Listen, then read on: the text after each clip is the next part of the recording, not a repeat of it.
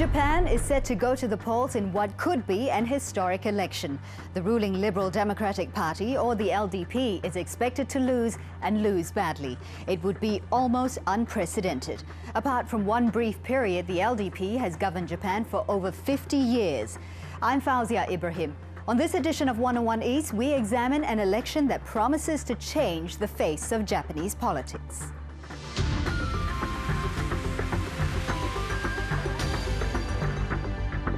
Japan has had 4 prime ministers in 4 years. Critics say it's a mark of the LDP's disarray. Polls show many Japanese think the party hasn't dealt well with a faltering economy. At the center of their dissatisfaction is the Prime Minister Taro. He's made a string of gaffes and his dismal approval ratings look set to be mirrored in the elections. Howell Davis reports from a country that seems poised for change. Since 1955, Japan's Liberal Democratic Party has dominated politics there. It's been in power for 54 years, apart from one short break. But now it faces potential defeat in this month's general election. Japan's dominant political machine has come grinding to a halt. According to the polls, the LDP could face years in the political wilderness. Analysts say this is no sudden decline. The party's political base has been falling apart for years. Members of interest groups like the powerful farmers' organisations once voted in solid blocks, almost all for the LDP. The percentage of people who follow the recommendations of their groups has gone down, slowly but surely, since the mid-70s. So getting a recommendation from the farmers produces less votes than it used to. And now the number of votes it produces aren't necessarily for the LDP. The man many in the LDP blame for the party's current problems is the Prime Minister himself, Taro. Initially, he enjoyed high approval ratings when he took office last September. But they've sunk calamitously, at times reaching single figures. His popularity has not been helped by his gaffes and a gift for mangling languages. In one example, a misreading of a speech led him to confidently declare that his government's policy stinks. He's also alienated the elderly by declaring they just eat and drink and make no effort.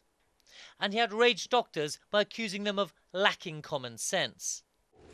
And Aso hasn't been the only liability. In February, the finance minister, Soichi Nakagawa, appeared to be drunk at a G8 summit meeting. He repeatedly slurred his words and at times seemed to be dozing off as he addressed the media.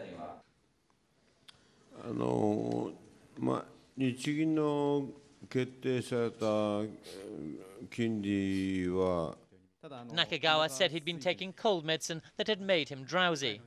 Despite that, he was publicly rebuked by cabinet officials.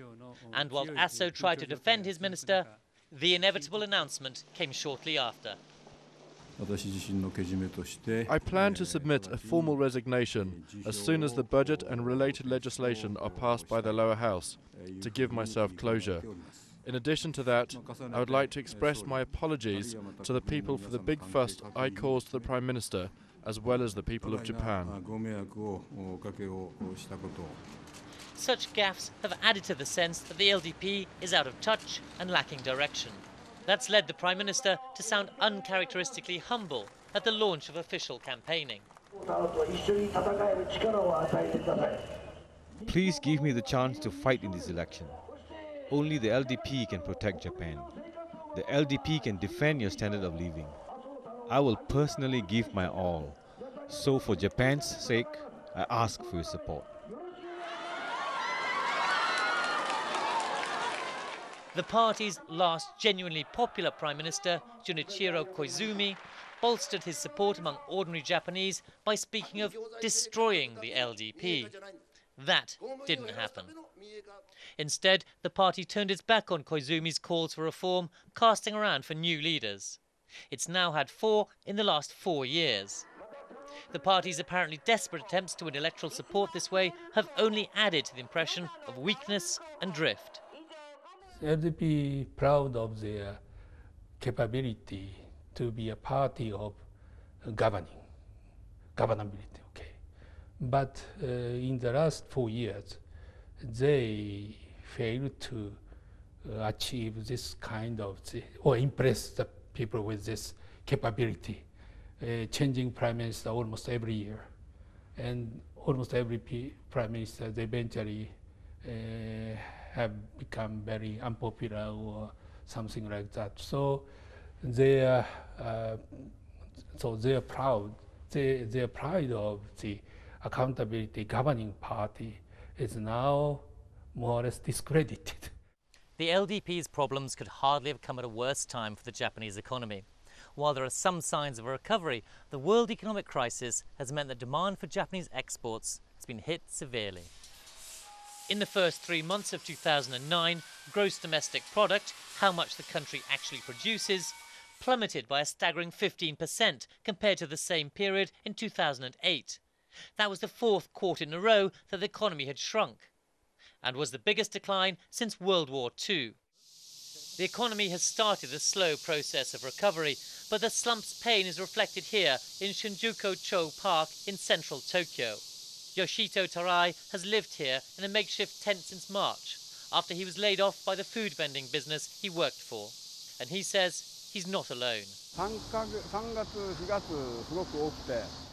In March and April, there were many people who had been sacked and lots of them came here. And it seemed every day there were more and more of them. I would even see many people dressed as salarymen, and I'd say to myself, oh, they must be people laid off. It was shocking. YOSHITO lost not just his home and his job. His wife and young son had to move back to her parents' house. His son's name is tattooed on his chest, a poignant reminder of the life he's lost, perhaps forever. Those here are really at a loss and solitary. Humanity's sadness is on their faces, and I think in my case, when other people look at me, they notice the same kind of aura around me. I think I must look the same to their eyes. For those still employed in the world's second largest economy, such extremes of poverty may seem a long way away. But even for many of the employed, the nature of work is changing. The salaryman who can rely on his company to look after him for life is an increasingly rare figure. Many young people are now employed as temporary or part-time workers. They're paid less than ordinary employees and they can be sacked much more easily. Women are especially vulnerable and especially likely to be employed in such roles. This one asked not to be identified for fear of criticism. I see two main characteristics of these jobs. They only let you do very easy jobs and you see no prospect of development.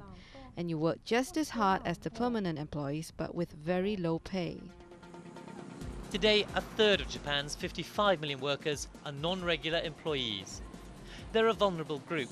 The country's safety net is not comprehensive. And for many, the path to being a full-time, permanent employee seems barred forever.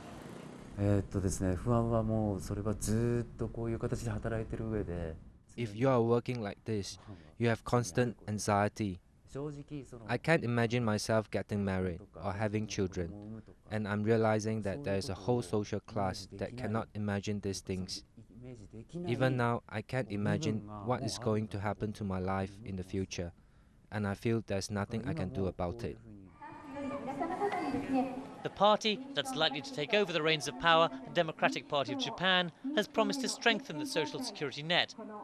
But expecting immediate radical change from the DPJ might be unwise. Like the LDP, it suffered its share of scandal.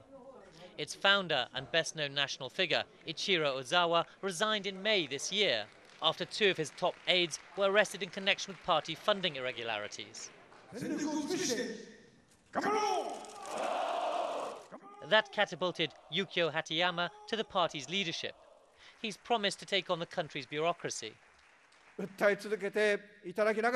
I vow to continue to work for a change in government, a break in the rule of politics by bureaucrats, and a change of politics to where the people are at its centre. I, Hatoyama, promise to be there leading you from the front line. Hatoyama's stance is highly popular in a country where many blame bureaucrats for stifling attempts at reform. If he wins this election, he'll face formidable opposition from them, and he'll also have to deal with a struggling economy. Despite that, voters look set to take a ride with the DPJ in the battered funfair of Japanese politics. The LDP has proved itself capable of regenerating itself in the past. But for the moment, perhaps, the past is all it has to cling to. After the break, more on this crucial election. We speak to the two main parties about the future of Japanese politics. Stay with 101 East.